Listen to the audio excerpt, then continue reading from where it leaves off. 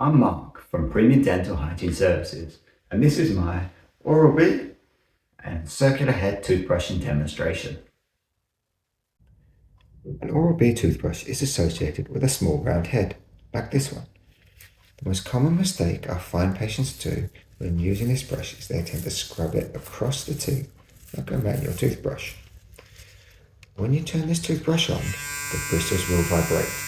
So all you need to do is place those bristles in the right area, which is just here where the gum meets the tooth, and the brush will do all the work for you. Hold them there for 3 seconds. The plaque will form in this area first and work its way up and down the tooth on the outside surfaces and the inside surfaces. So it's important to ensure that this area is touched by the bristles when you're brushing. Take the toothbrush in a loose grip and place it next to the teeth, parallel and horizontal, rather than like this or like this, and that will allow the full face of the bristles to be touching the whole of the tooth.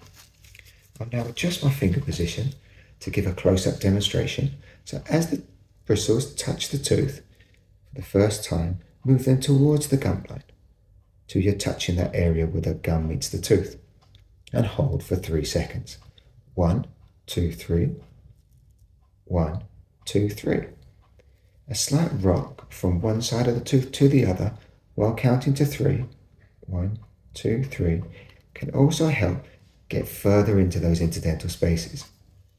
Continue this technique all the way round the outside, doing one tooth at a time for 3 seconds.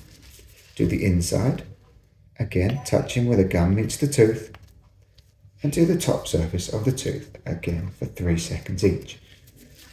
Once you get to the front of the mouth, take the toothbrush and place it as high in the mouth as possible, and this will ensure that you reach the base of the tooth. Keeping the toothbrush flat at this stage will miss the bottom of the tooth and result in a layer of plaque forming in this area. Avoid placing too much pressure onto the toothbrush.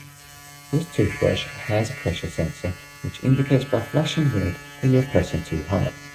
At this stage, reduce the pressure into this green zone, and that will be the optimum pressure to remove all plaque from the tooth but without causing any damage.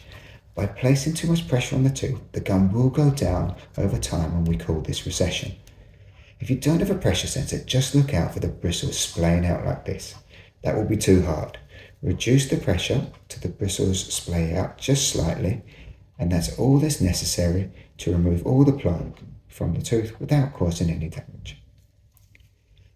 Once you've done this on the outside surfaces, the inside surfaces, and the top surfaces, repeat the process on the upper arch, and you should be left with a lovely smooth feeling on all the teeth. This is my variation of electric toothbrushing. There are other variations out there, but this is the way that I find is most effective for my patients. 3 extra tips for when brushing are to replace the toothbrush head every 10 to 12 weeks.